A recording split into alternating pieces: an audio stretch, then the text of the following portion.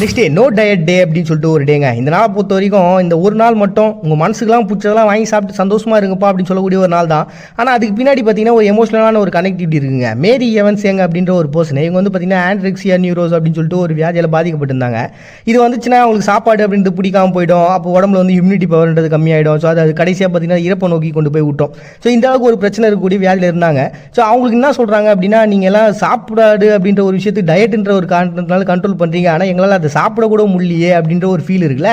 So அதை வந்து over come பண்ணோம் அப்படின்றதாலையும் அட் த சேம் டைம் கொஞ்சம் குண்டாக இருக்கிறவங்க, பாடிலாம் ஷேப்பாக இல்லாதவங்கலாம் பார்த்தீங்கன்னா வருத்தப்படுறாங்களே நம்ம ரொம்ப குண்டாகணும். அதெல்லாம் நீங்கள் வருத்தமே படாதீங்க, நமக்கு பிடிச்சதை நம்ம சாப்பிட்றோம், நம்ம தான் இருக்கிறதுலே பயங்கர ஹெல்த்தி அப்படின்ற ஒரு ஃபீலை வச்சிங்க அப்படின்னு சொல்கிற மாதிரி ஒரு டேவை உருவாகிட்டாங்க.